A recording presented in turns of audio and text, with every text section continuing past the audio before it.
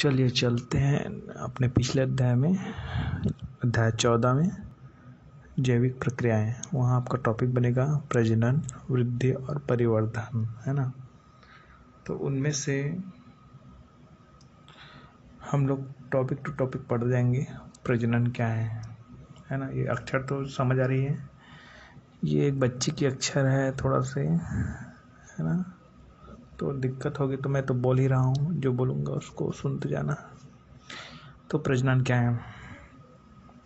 तो प्रजनन वह प्रक्रिया है जिसमें जीव, कोई भी जीव ना, जैसे कि मनुष्य है तो मनुष्य का बच्चा मनुष्य होगा, सीधी बात, ऐसा है ना। तो प्रजनन वह प्रक्रिया है जिसमें जीव है वो अपने ही तरह के नए जीव का निर्माण करता है। ठीक है, वह प्रक्रिया कहलाती है प्रजनन। क्या कहलाती है? प्रजनन। तो पहला आप डिटेल से लिख पाओगे कि प्रजनन वह प्रक्रिया है जिसमें जीव है, कोई भी जीव है, वो अपनी तरह के नए जीव का क्या करता है? निर्माण करता है। वो कहलाती है प्रजनन, है ना। प्रजनन को दो भागों में बांटा जाता है ना। कितने भागों में बांटा जाता है? दो भागों में। एक तो है लैंगिक प्रजनन और एक होता है अलैंगिक प्रजनन। देखिए, मैं दोनों का परिभाषा बता रहा हूँ। लैंगिक प्रजनन क्या है उसको देखिए, है ना। तो लैंगिक प्रजनन क्या होता है कि दो विशिष्ट प्रकार के विपरीत प्रकृति वाले युग्मक, ये ऐसा शुरू कर सकते हैं थोड़ा से कि प्रजनन के वहाँ विधि जिसमें नर एवं मादा दोनों की भूमिका होती है। दोनों लिख देना यहाँ पर, ठीक है। प्रजनन के वह प्रक्रिया जिसमें नर एवं मादा दोनों की भूमिका होती है, जिसमें निषेचन के फलस्वरूप नए जीव का निर्माण होता है। ये नहीं लिखेंगे तो भी चलेगा, कोई बड़ी बात नहीं है, लेकिन हमारा मेन जो परिभाषा यहाँ से होता है कि दो विशिष्ट प्रकार के विपरीत प्रकृति एकदम जरूरी है, क्योंकि समान प्रकृति वाले अर्थात समान लिंग में फर्टिलाइजेशन नहीं हो सकती है। तो दो विशिष्ट प्रकार के विपरीत प्रकृति वाले युग्मकों, जो नर गैमेट्स है और मादा गैमेट्स, उसको युग्मक कहते हैं। नर युग्मक शुक्राणु हैं और मादा युग्मक अंडाणु हैं। तो दो विशिष्ट प्रकार के विपरीत प्रकृति वाले युग्मकों या कोशिका, उसी को हम लोग कोशिका भी कह सकते हैं। दो विशिष्ट प्रकार के प्रकृति वाले युग्मकों या कोशिका के संयुग्मन मतलब होता है जुड़ना। संयुग्मन मतलब क्या होता है? जुड़ना, ठीक है। तो यहाँ पर होगी कि दो विशिष्ट प्रकार के विपरीत प्रकृति वाले युग्मकों या कोशिका के संयुग्मन के फलस्वरूप, दोनों जब जुड़ती है तो उनके फलस्वरूप पुरानी पीढ़ी मतलब जनक, पुरानी पीढ़ी से नई पीढ़ी मतलब संतान, पुरानी पीढ़ी से नई पीढ़ी के उत्पत्ति लैंगिक प्रजनन कहलाती है। आप ये वाला पॉइंट को मेन रूप से लिखना है, ये ऊपर का नहीं लिखोगे तो भी चलेगा, है ना। लैंगिक प्रजनन क्या है? तो दो विशिष्ट प्रकार के विपरीत प्रकृति वाले युग्मकों या कोशिका के संयुग्मन के फलस्वरूप पुरानी पीढ़ी से नए पीढ़ी की उत्पत्ति लैंगिक प्रजनन कहलाती है ना। प्रजनन की इस विधि में नर एवं मादा का युग्मकों का संलयन के फलस्वरूप युग्मनज बनते हैं। ये युग्मनज है ना। युग्मक और युग्मनज में फर्क है। जब युग्मक मिलते हैं तभी युग्मनज बनता है। युग्मक मतलब होता है गैमिट, और युग्मनज मतलब होता है जाइगोट मतलब होता है युग्मनज, ठीक है। तो ये हो गया लैंगिक प्रजनन। अब आता है अलैंगिक प्रजनन। तो लैंगिक प्रजनन की विपरीत विधि है। लैंगिक प्रजनन में दो जीव भाग लेते थे, तो प्रजनन की वह प्रक्रिया जिसमें केवल एक ही जीव भाग लेता है। उल्टा हो गया ना।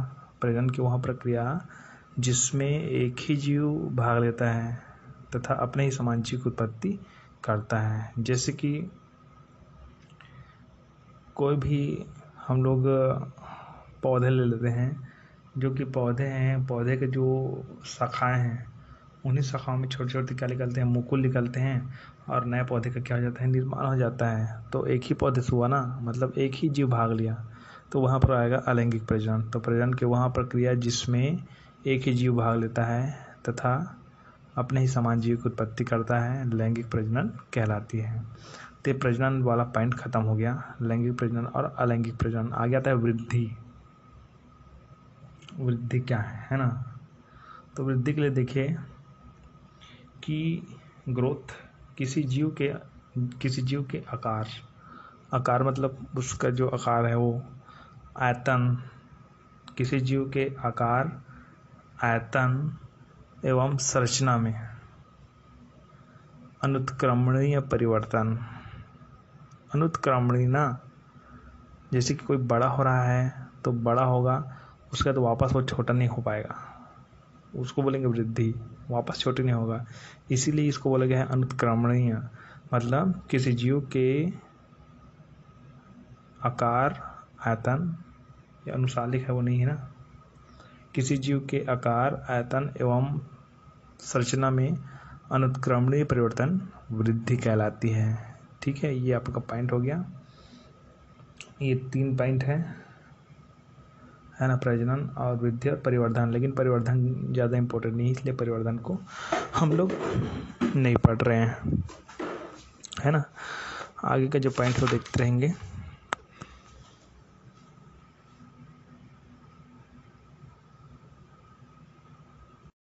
चलिए, तो अब तीसरा टॉपिक आता है परिवर्धन। हमने पढ़ा प्रजनन के प्रकार, उसके बाद वृद्धि, और वृद्धि के जस्ट बाद आता है परिवर्धन। ये अपना टाइटल ही है ना, अध्याय का टाइटल है। तो परिवर्धन क्या है उसको समझिए कि हम लोग ये जानते हैं कि वृद्धि है, उसकी कोई सीमा नहीं होती है, वृद्धि होते रहते हैं, लेकिन मनुष्य की एक निश्चित समय तक ही वृद्धि होती है, ये भी याद रखिएगा, है ना। अनुत्क्रमणीय होती है वृद्धि। अब इसी वृद्धि के आधार पर हम लोग पढ़ेंगे परिवर्धन। वृद्धि को परिभाषा मैं दे दिया हूँ पीछे में। तो अब वृद्धि को साथ में जोड़ना है। वृद्धि अगर एक अनुपात में हो जाती है तो वही परिवर्धन हो जाती है।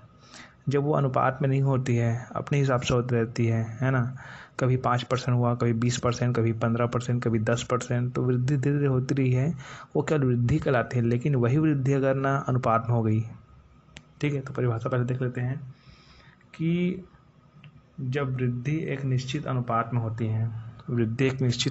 होती है, तो इसे परिवर्धन कहते हैं। बस एक ही लाइन का ये परिभाषा है ना, लेकिन समझने में बहुत टाइम लगता है। देखिए, अब इसका मतलब ये बोला जा रहा है कि मान लो जाए वृद्धि एक निश्चित अनुपात में हो रही, जैसे कि कोई बच्चा है 2 साल में 4 इंच बढ़ता है, एग्जाम्पल के लिए ना, ऐसा तो नहीं है, लेकिन आप एग्जाम्पल के लिए समझिए। यदि कोई बच्चा 2 साल में 4 इंच बढ़ता है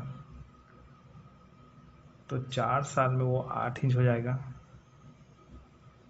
ठीक है, और 6 साल में 10 इंच का हो जाएगा। मतलब एक निश्चित अनुपात में बढ़ रही है, हर साल 4 इंच का बढ़ रहा है। 4 8, सॉरी यहाँ पर 10 नहीं होगा जी, यहाँ पर 12 हो जाएगा, ठीक, कितना हो जाएगा 12, 4 दिया 12, ओके। तो यहाँ पर 4 के अनुपात में बढ़ रही है ना। तो मतलब क्या हो रहा है कि एक निश्चित अनुपात में बढ़ रही है, वृद्धि एक निश्चित अनुपात में हो रही है, ठीक है। 2 साल में 4 इंच बढ़ा, तो 4 दिन में 8 इंच बढ़ा, फिर 4 इंच बढ़ गया ना, उसके बाद फिर 4 इंच बढ़ गया, मतलब निश्चित अनुपात में वृद्धि हो रही है, तो वही कहलाएगा परिवर्धन। क्योंकि प्रत्येक जो अलग अलग हमारे शरीर में पार्ट्स है वो अलग अलग तरीके से बढ़ता रहता है, ठीक है। तो परिभाषा वही है कि जब वृद्धि एक निश्चित अनुपात में होती है तो इसे हम लोग कहते हैं परिवर्धन। ओके, ठीक है, नेक्स्ट टॉपिक पढ़ेंगे फिर।